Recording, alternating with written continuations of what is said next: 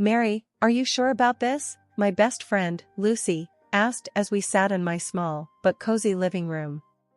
The walls were lined with bookshelves, a testament to my love for fantasy and writing. I sighed, pushing a lock of hair behind my ear. About marrying Alex? Yeah, I am. But his family? That's a whole different story. Lucy raised an eyebrow, her skepticism clear. Especially his mom, huh? I nodded. Mrs. Thompson, Alex's mother, she's something else. Always prying, always judging. And don't get me started on the wedding plans. The doorbell rang, and in came Mrs. Thompson, as if on cue, with her usual air of self-importance. Mary, dear, we need to talk about the wedding dress, she said, barely a hello. I braced myself. What about it, Mrs. Thompson? She waved a dismissive hand. The one you chose, it's just not suitable. I found the perfect one yesterday. It's only a bit over your budget. A bit? I asked, dreading the answer. Well, it's double your budget. But it's worth it, she declared, her tone leaving no room for argument. I exchanged a helpless look with Lucy. Mrs. Thompson, I can't afford that. Nonsense, she snapped. It's your special day. You can cut corners elsewhere. This dress is a must. Feeling cornered, I reluctantly agreed. It was easier than arguing. The next day, we went to the bridal shop. The dress was indeed beautiful, but the price tag made my stomach churn. As I tried it on, Mrs. Thompson gushed over how stunning I looked. It's settled then, she said, clapping her hands together. We'll take it. I hesitated. But the price, Mrs. Thompson. Don't you worry, she interrupted, I'll help you out. Consider it my gift to you. Relief washed over me. Maybe I had misjudged her. Fast forward to the wedding day, the dress was a hit. Everyone complimented me, and I felt like a princess. But after the wedding, when I approached Mrs. Thompson about the dress payment, she conveniently forgot her promise. Mary, dear, I never said I'd pay for the whole thing. I said I'd help. You know, with the choosing. I was flabbergasted. But you said.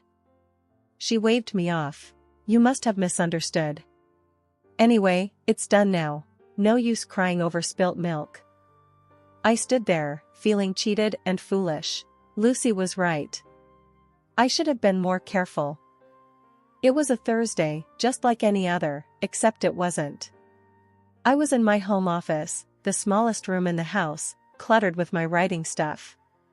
The only place where I could find some peace, or so I thought. The sound of the doorbell shattered the quiet. I knew who it was without even looking. Mrs. Thompson had this habit of showing up unannounced, as if our house was a public park. Mary, dear, I'm here, she bellowed from the living room, not bothering to wait for me to answer the door. I took a deep breath, preparing myself for the ordeal ahead. Hi, Mrs. Thompson, I greeted, trying to sound pleasant. Oh, there you are, hiding in your little room, she said, peering around with a look of disdain. You really should get out more, dear. I forced a smile. I'm actually quite busy with my writing. Writing, schmitting. She waved her hand dismissively. You need to live a little. Now, where's the remote? I want to catch my show. As she plopped onto the sofa, turning on the TV, I couldn't help but feel a surge of irritation. My home was turning into her daytime retreat.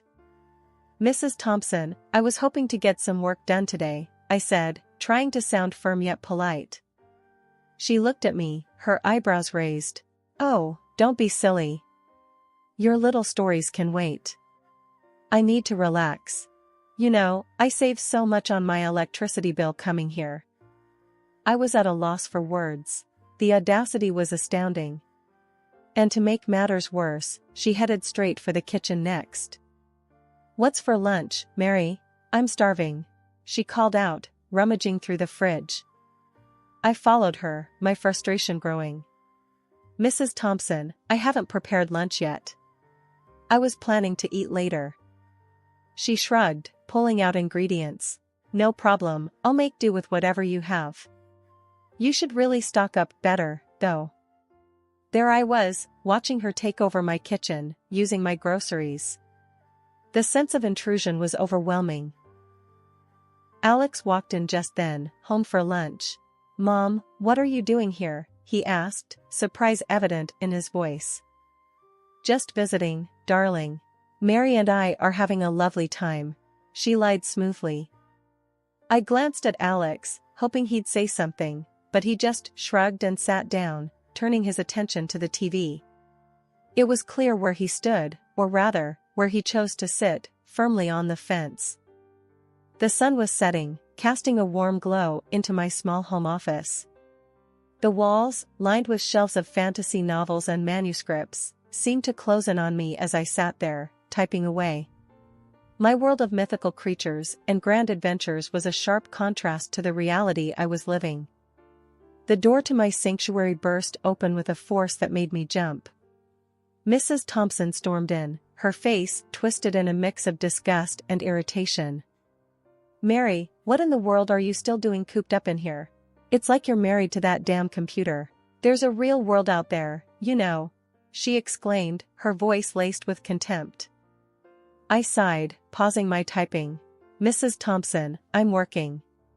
This is my job, my career." She let out a derisive snort. "Job?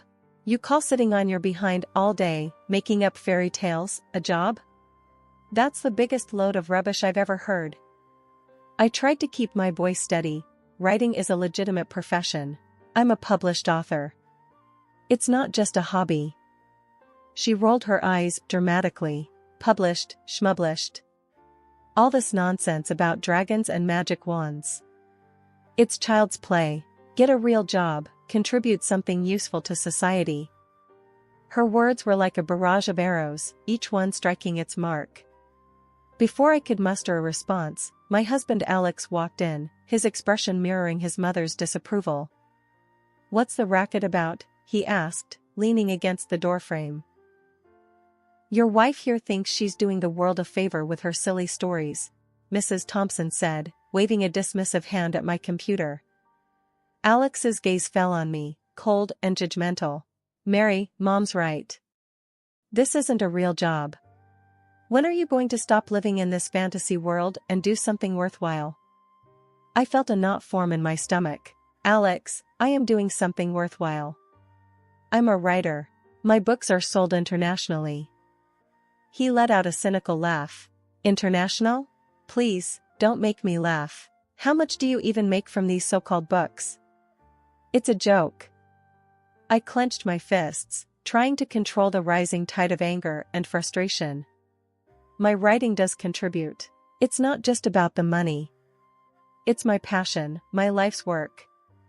Alex shook his head, an expression of mock pity on his face.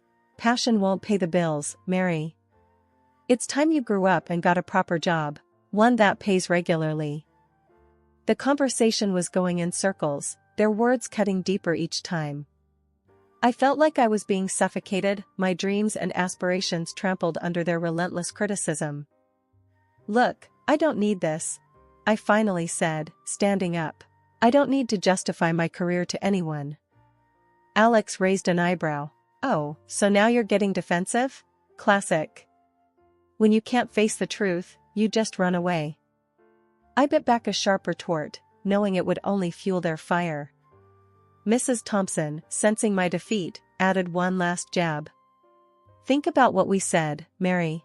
It's for your own good. You can thank us later when you're living in the real world." With that, they left, leaving me alone in my office, surrounded by my books, my work, my world.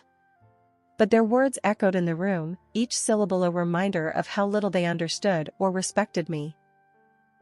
I wondered how much longer I could endure this environment, where my aspirations were nothing but a source of ridicule. The future, once bright with possibilities, now seemed dim and uncertain. It was a typical Saturday morning, the kind that usually promised relaxation and peace. But for me, it heralded the start of the dreaded weekend ritual. The clock had barely struck 10 when I heard the familiar commotion at the front door. It was Susan, Alex's sister, with her 3 kids in tow. "Hey, Mary," Susan called out cheerily as she barged in, the kids already scattering to different corners of the house. "Hope we're not too early." I forced a smile, hiding my dismay. "No, not at all. Good morning, everyone." Susan, oblivious to my discomfort, plopped herself on the sofa. "Phew, what a week. I'm beat. The kids have been driving me up the wall. Thank God for Saturdays, right?" I nodded, a sense of resignation settling in. "Right. Would you like some coffee?" "That'd be great, thanks," she said, already engrossed in her phone. As I made my way to the kitchen, dodging toys and narrowly avoiding a collision with the youngest, I couldn't help but feel like an unpaid nanny and housekeeper. By the time I returned with the coffee, the living room resembled a war zone. Susan looked up, unfazed by the chaos. "Oh, Mary, could you whip up some of your pancakes? The kids are starving." It wasn't a request, it was an expectation. "Sure, I'll get started on that," I replied, my weekend plans vanishing like smoke. The kitchen became my battleground as I juggled pancakes, coffee, and managing the kids. Amidst the flipping and serving, Alex sauntered in, his expression sour. "Mary, why do you always buy these expensive ingredients? We need to cut down on expenses," he grumbled, eyeing the breakfast spread. I sighed, trying to keep my frustration in check. "Alex, your sister and her kids eat here every weekend. It adds up." He shrugged, dismissive. "Well, they're family. You can make do with less fancy stuff. Save some money." The rest of the day passed in a blur of cooking, cleaning, and catering to endless demands. By the time Susan herded her kids out the door, I was drained, both physically and emotionally. As I slumped onto the couch, Alex walked over, a frown on his face. "You know, you have to save some money on my nephews and my sister." I looked at him, incredulous. "Me? You're the one who never says no to her. And you criticize me for spending too much?" He rolled his eyes. "Just trying to help you manage better. You could learn to be more economical, you know." The irony of his words was almost laughable. There I was, running a weekend daycare and diner, and he was lecturing me on being economical. I wanted to scream, to tell him how unfair it all was. But I knew it would fall on deaf ears. The house was finally quiet, a stark contrast to the usual daytime chaos. It was my time, the only time I could dedicate to my writing without interruptions. The clock ticked past midnight as I settled into my office, the soft glow of the computer screen my only companion. As I lost myself in the world of my creation, the door creaked open. Alex stood there, his face a mix of annoyance and fatigue. "Mary, are you seriously still up? You know how much this will spike our electricity bill?" I exhaled slowly, trying to keep my cool. "It's the only time I have, Alex. You know how hectic it gets during the day." He leaned against the doorframe, his expression hardening.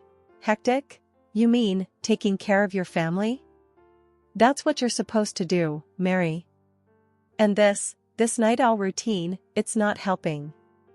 Think about the bills, for once." I couldn't believe what I was hearing. The bills? Really, Alex? That's your concern right now? Not the fact that I'm sacrificing my sleep, my health, to pursue my career? He rolled his eyes. "Career? You mean this little hobby of yours? Come on, Mary. Be realistic. You need to get your priorities straight." I felt a surge of frustration. This hobby of mine is important to me, Alex. It's my passion, my work. Can't you see that? He shook his head, dismissive. "All I see is unnecessary expenses and a wife who's more interested in her fantasies than her family." The hurt from his words was palpable. I stood up, facing him. "My writing is part of who I am, Alex. I can't just give it up because you think it's impractical." He snorted. "Impractical is an understatement. It's a waste of time and money. You could be doing something more productive, you know. I felt a lump in my throat, the words stinging like a physical blow. I am being productive, in my own way. Why can't you understand that? Alex shrugged, a cold, indifferent gesture. Maybe I would, if it actually brought in some real money. Until then, it's just a nuisance. With that, he turned and left, leaving me alone in the dimly lit room. The words on the screen blurred as tears pricked my eyes. I was struggling to keep my dream alive, and the person who was supposed to support me the most just didn't get it. The kitchen was stifling, the air thick with tension. I was stirring the pot when Alex came in, his mother, Mrs. Thompson, trailing behind him like a shadow. The news he dropped was like a bombshell. Susan and her husband are taking off for 2 weeks. They need us to watch the kids, Alex announced, a note of finality in his voice. I froze, spoon in hand. 2 weeks? That's a huge ask, Alex. Mrs. Thompson chimed in immediately, her tone sharp. It's family, Mary. You can't say no to family. I could feel the frustration building up. But my writing, I have deadlines. I can't be a full-time babysitter. Alex scoffed, his voice dripping with sarcasm. You're writing? Come on, Mary. It's not like you're penning the next bestseller. Family comes first. I turned to Mrs. Thompson, seeking some support. Maybe the kids could stay with you? She recoiled as if I'd suggested something outrageous. Me? Look after 3 young ones at my age? Absolutely not. I've done my time raising kids. Desperate, I grasped at another solution. What about hiring a nanny then? Just for those 2 weeks. Both of them looked at me as if I'd grown a second head. A nanny? Mrs. Thompson spat out the word. Why waste money on that when you're already here? Alex nodded in agreement. Exactly. We're not made of money, Mary. You need to be sensible about this. I was incredulous. Sensible? You're asking me to give up 2 weeks of my life, my work, for free, and I'm the one who needs to be sensible? Alex's face hardened. It's not a negotiation, Mary. This is what families do for each other. You're part of this family, or have you forgotten? I felt a surge of anger. No, Alex, I haven't forgotten. But it seems like you've forgotten that I have a life and commitments of my own. Mrs. Thompson snorted. Commitments?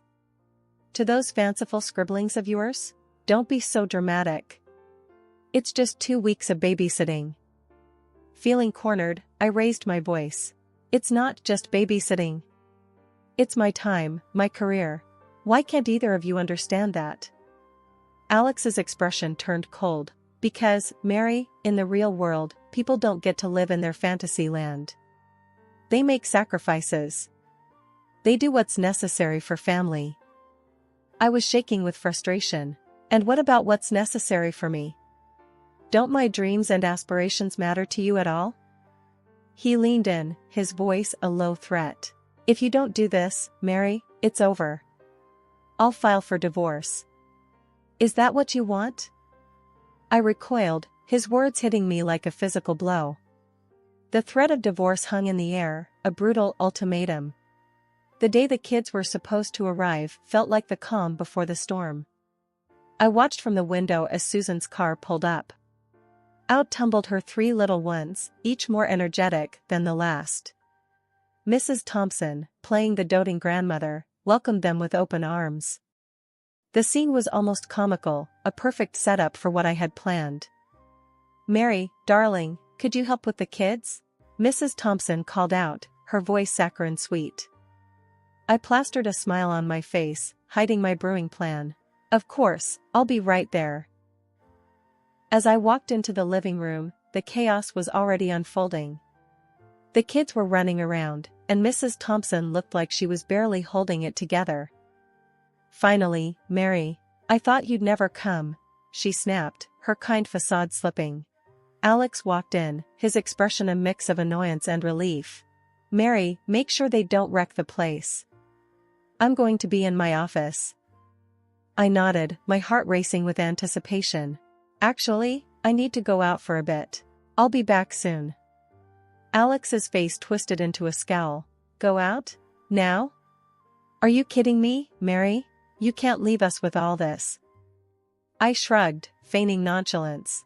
It's just for a bit, Alex. I need to buy some groceries. You'll manage, won't you? Mrs. Thompson glared at me. You're being completely irresponsible, Mary. This is not the time for your little shopping trips. Ignoring her, I grabbed my purse. I won't be long. Keep an eye on the kids. I couldn't help but let out a laugh as I closed the door behind me. The look on their faces was priceless. I didn't go shopping. Instead, I headed straight to the apartment I had rented days before.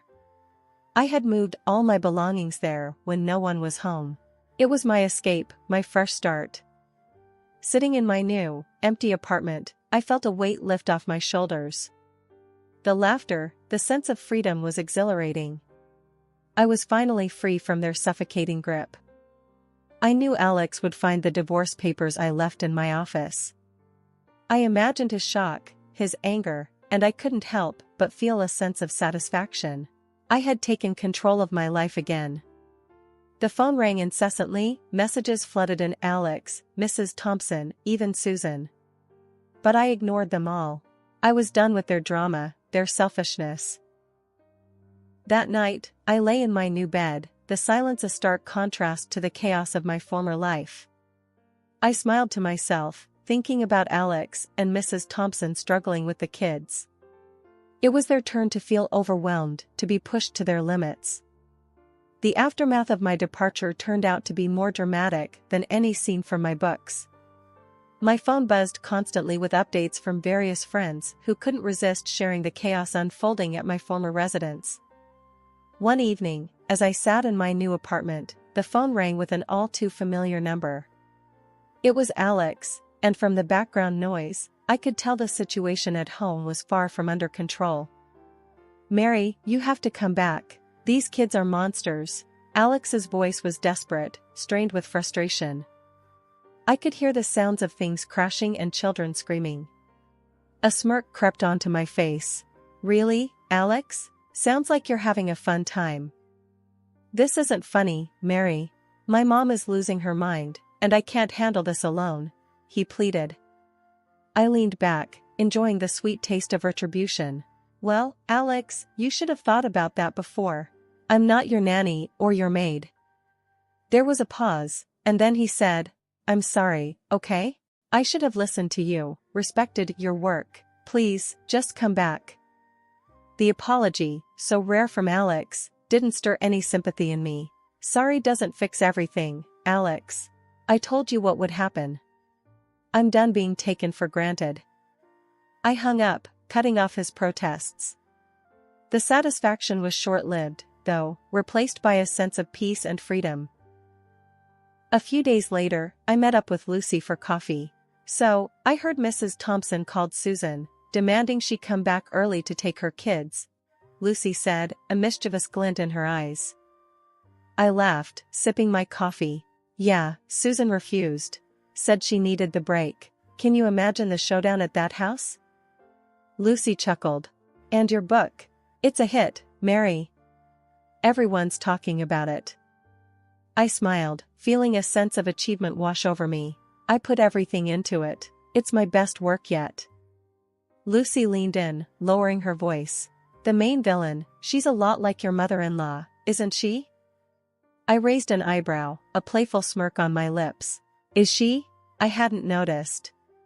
As I walked back to my apartment, I thought about the journey I had been on.